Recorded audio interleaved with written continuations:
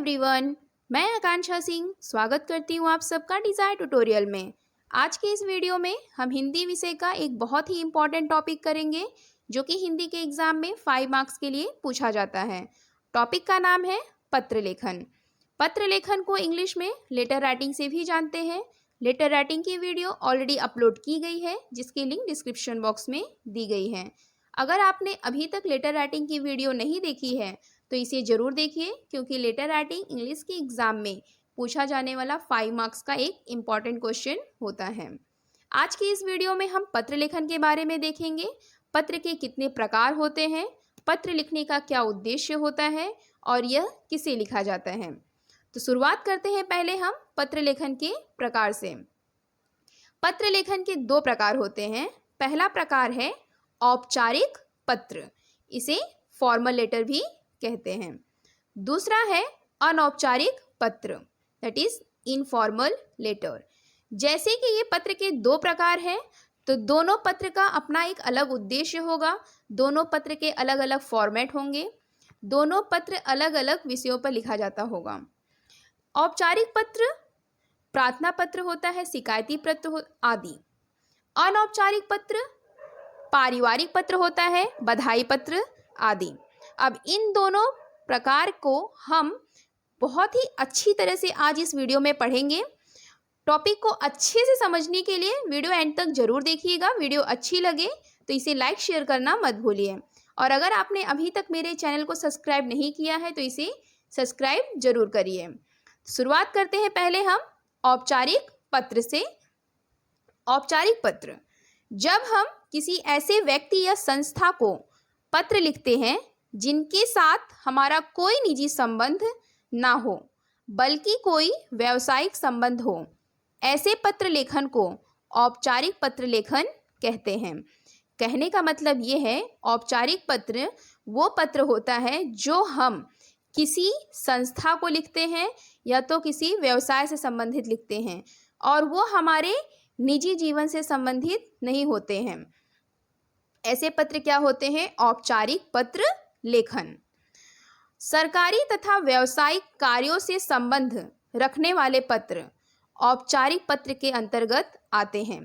क्योंकि यह औपचारिक है तो इसमें व्यवसाय तथा सरकारी इन्हीं का समावेश होगा। इस पत्र के अंतर्गत एक ही विषय पर चर्चा हो सकती है। इस पत्र में अगर आप एक पहला पत्र लिख रहे हो तो उसमें एक ही विषय के बारे में लिख सकते हैं, 2 विषयों का उल्लेख नहीं होता है, तथा औपचारिक पत्रों का विषय स्पष्ट होता है। जैसे कि आपके पास 2 प्रॉब्लम है, आपके यहाँ पे एरिया में वाटर सप्लाई कम हो रहा है, इलेक्ट्रिसिटी शॉर्टेज है। 2 आपके पास प्रॉब्लम है, दोनों आपको म्युनिसिपल कॉर्पोरेशन को लेटर लिखना है, लेकिन दोनों प्रॉब्लम के लिए आप एक लेटर नहीं लिख सकते हो, दोनों के लिए अलग अलग लेटर लिखोगे, अलग अलग पत्र लिखोगे। वही इसमें कहा गया है कि एक पत्र में एक विषय की ही चर्चा हो सकती है कि आपके यहाँ पे पानी की कटौती की जा रही है, इसका पत्र अलग होगा, बिजली की कटौती की जा रही है, इसका पत्र दूसरा होगा। एक पत्र में एक ही विषय के बारे में आप लिख सकते हो। औपचारिक पत्रों के अंतर्गत निम्नलिखित पत्रों का सम्मिलित किया जाता है। औपचारिक पत्र में क्या क्या आता है? प्रार्थना पत्र, निमंत्रण पत्र, सरकारी पत्र, गैर सरकारी पत्र, व्यावसायिक पत्र, किसी अधिकारी को पत्र, नौकरी के लिए आवेदन हेतु पत्र, संपादक के नाम पत्र इत्यादि। ये सारे क्या है? औपचारिक पत्र के कुछ एग्जाम्पल्स हैं, कुछ उदाहरण हैं जो औपचारिक पत्र के अंतर्गत आते हैं। अब हम दूसरा देखेंगे, औपचारिक पत्र का प्रारूप। प्रारूप का मतलब होता है फॉर्मेट, मतलब औपचारिक पत्र कैसे लिखा जाता है। औपचारिक पत्र में सबसे पहले आता है प्रेषक का नाम। प्रेषक कौन होता है? जो पत्र को लिख रहा होता है। उसके बाद आता है प्रेषक का पता, कि वह कौन लिख रहा है, कहाँ से लिख रहा है। फिर आएगा दिनांक, अब लिखोगे आप सेवा में।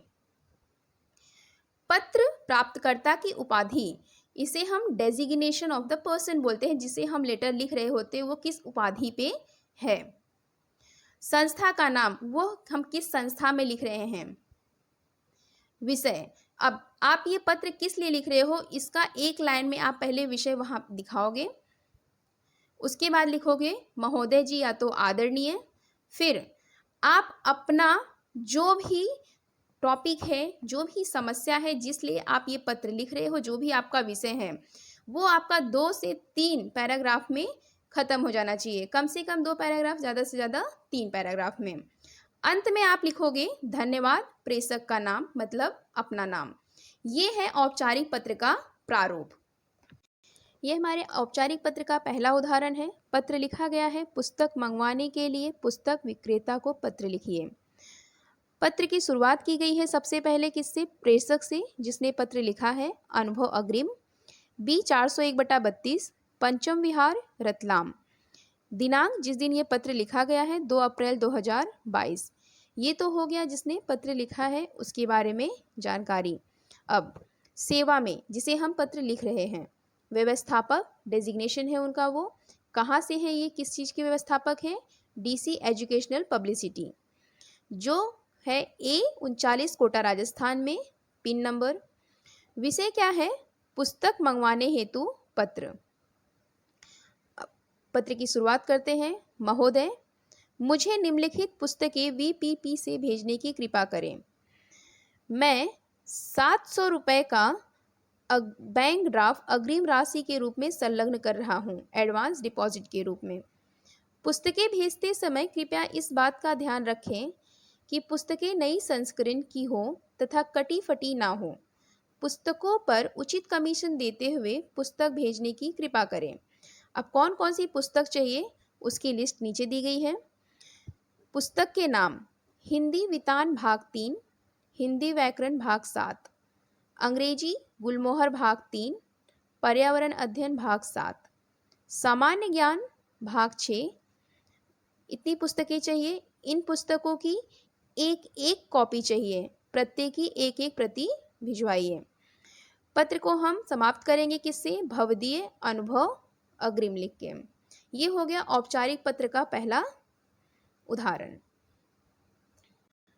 अगला पत्र लिखा गया है, बड़े भाई के विवाह में शामिल होने के लिए 6 दिन के अवकाश के लिए अपने प्रधानाचार्य को पत्र लिखिए। पत्र की शुरुआत की गई है सबसे पहले, सेवा में प्रधानाचार्य महोदय, SM public school, sector 5, Vasant Vihar, Ahmedabad, pin code. दिनांक 10 मार्च 2022। विषय क्या है पत्र लिखने का? बड़े भाई के विवाह में जाने हेतु अवकाश पत्र। पत्र की शुरुआत की गई है, महोदय सविनय निवेदन, मैं आपके विद्यालय कक्षा 7 अ की छात्रा हूँ। यह पत्र लिखने का उद्देश्य है कि मेरे बड़े भाई का शुभ विवाह 15 मार्च 2022 को होना निश्चित हुआ है। विवाह उत्सव में मेरा उपस्थित होना आवश्यक है, अतः मैं दिनांक 12 मार्च से 17 मार्च 2022 विद्यालय में उपस्थित नहीं हो सकूंगी। अतः आपसे अनुरोध है कि मुझे इन 6 दिनों का अवकाश प्रदान करने की कृपा करें। अब पत्र का मैं समापन करूंगी किससे? धन्यवाद, आपकी आज्ञाकारी छात्रा उन्नति चौहान, कक्षा 7 अ, अनुक्रमांक 11। ये हो गया अनौपचारिक पत्र किसे? अपने प्रधानाचार्य को लिखा गया अवकाश के लिए। पत्र लेखन का दूसरा प्रकार है अनौपचारिक पत्र, इनफॉर्मल लेटर। अनौपचारिक पत्र किसे कहते हैं?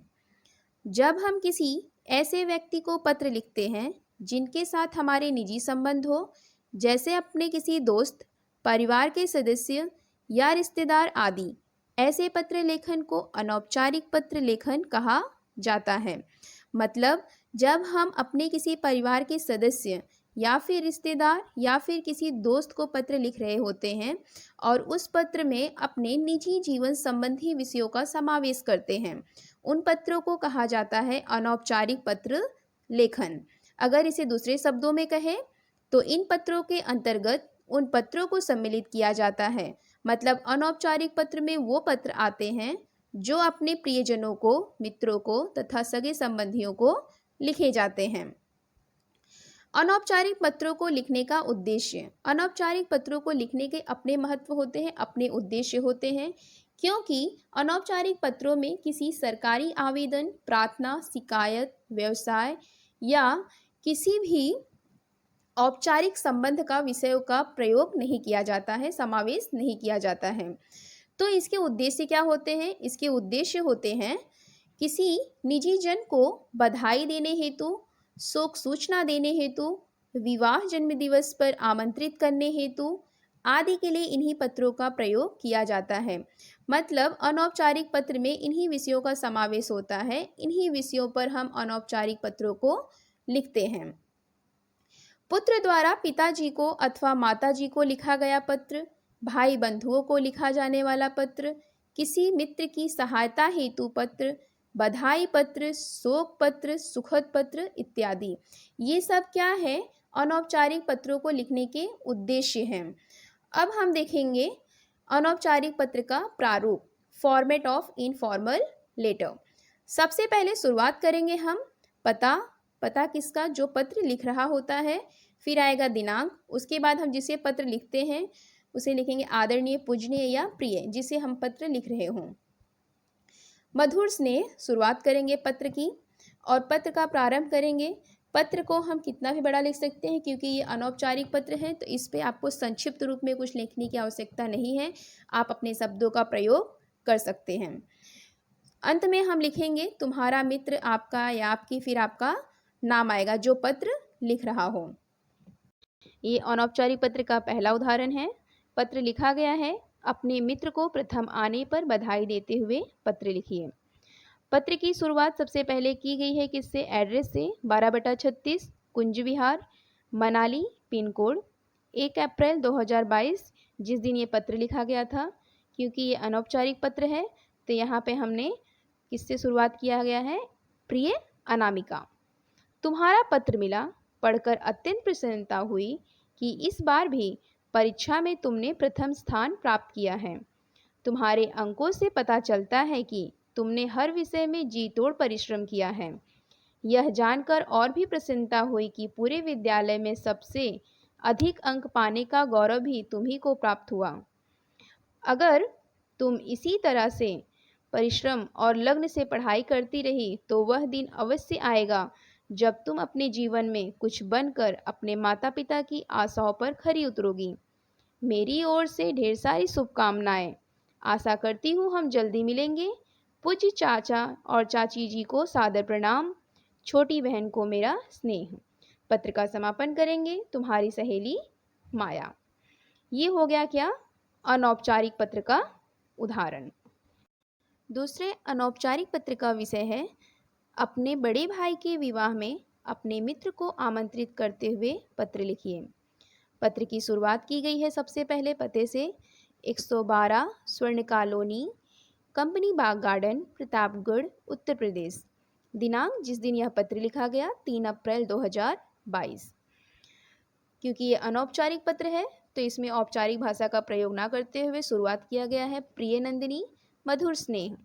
आशा है तुम स्वस्थ एवं प्रसन्न होगी और अपने पढ़ाई में व्यस्त होगी। मैं आज तुम्हें एक विशेष प्रयोजन से यह पत्र लिख रही हूँ। दरअसल मेरे बड़े भाई की शादी 15 मई 2022 को होनी निश्चित हुई है। शादी का कार्यक्रम 2 दिवसीय है, अतः तुम सपरिवार मेरे बड़े भाई की शादी में आमंत्रित हो। आशा करती हूँ तुम अपने परिवार के साथ मेरे बड़े भाई की शादी में सम्मिलित होने अवश्य आओगी। हमें मिले भी काफ़ी समय हो गया है, इसलिए तुम शादी में अवश्य आना। हम साथ मिलकर शादी में खूब मस्ती करेंगे। मुझे तुम्हारा इंतज़ार रहेगा। चाचा जी और चाची जी को मेरा सादर प्रणाम। तुम्हारी सहेली शिखा। ये हो गया अनौपचारिक पत्र का दूसरा उदाहरण। नेक्स्ट, औपचारिक तथा अनौपचारिक पत्रों में अंतर। दोनों पत्रों में क्या अंतर होता है? सबसे पहले देखते हैं औपचारिक। औपचारिक पत्रों को सरकारी सूचना तथा संदेशों के प्रेषण में शामिल किया जाता है। मतलब औपचारिक पत्र के अंतर्गत सरकारी सूचना, संदेश जैसे विषयों को सम्मिलित किया गया है। अनौपचारिक पत्रों को पारिवारिक, निजी सगे संबंधियों, मित्रों, आदि को लिखा जाता है। मतलब अनौपचारिक पत्र हम उसे लिखते हैं जो हमारे निजी जीवन संबंधित होते हैं, और औपचारिक पत्र हम औपचारिक तथा व्यावसायिक लोगों को लिखते हैं। औपचारिक पत्र को लिखने का एक उद्देश्य होना चाहिए और वह उद्देश्य औपचारिक होना चाहिए। जब तक आपके पास कोई औपचारिक उद्देश्य नहीं है, आप इस औपचारिक पत्र को नहीं लिख सकते हैं। अनौपचारिक पत्र को लिखने का कोई मुख्य उद्देश्य नहीं होता है। मतलब आपको अपने निजी जन को कोई पत्र लिखना है तो आपके पास किसी औपचारिक उद्देश्य का होना जरूरी नहीं है, उसे आप अपने मन से पत्र लिख सकते हैं। औपचारिक पत्र के अंतर्गत विशिष्ट भाषा का प्रयोग किया जाता है। क्योंकि यह औपचारिक पत्र होता है, यह व्यावसायिक होता है, सरकारी होता है, तो इसके अंतर्गत कौन सी भाषा होती है? औपचारिक भाषा होती है, विशिष्ट भाषा होती है। अनौपचारिक पत्रों के अंतर्गत किसी औपचारिक भाषा का प्रयोग नहीं किया जाता है। इसके अंतर्गत प्रेम, स्नेह, दया, सहानुभूति आदि भावनाओं से परिपूर्ण भाषा का प्रयोग किया जाता है। औपचारिक पत्र को स्पष्टता से लिखा जाता है, जिससे किसी सूचना या कार्य में बाधा, संशय उत्पन्न ना हो सके। क्योंकि यह औपचारिक पत्र होते हैं, इसे सरलता से कम शब्दों में स्पष्ट किया जाता है, क्योंकि अगर इसे जटिल शब्दों में लिखा जाए तो यह आगे चल के बाधा उत्पन्न कर सकती है किसी कार्य में। इसीलिए उसे स्पष्टता से स्पष्ट करना जरूरी है, कम शब्दों में, सरल शब्दों में लिखना जरूरी है। अनौपचारिक पत्रों को भावनात्मक रूप से लिखे जाते हैं। यहाँ पे किसी विशिष्ट भाषा का प्रयोग नहीं होता है, यहाँ पे भावनात्मक रूप से शब्दों का प्रयोग किया जाता है। आई होप आपको ये टॉपिक अच्छे से समझ में आया हो या आपके एग्ज़ाम के लिए यूज़फुल हो। अगर आपको वीडियो अच्छी लगी हो तो इसे लाइक करिए। अगर आपने मेरे चैनल को अभी तक सब्सक्राइब नहीं किया है तो इसे सब्सक्राइब करिए और इसे अपने फ्रेंड्स एंड फैमिली मेम्बर्स में शेयर करिए। Thank you for watching the video.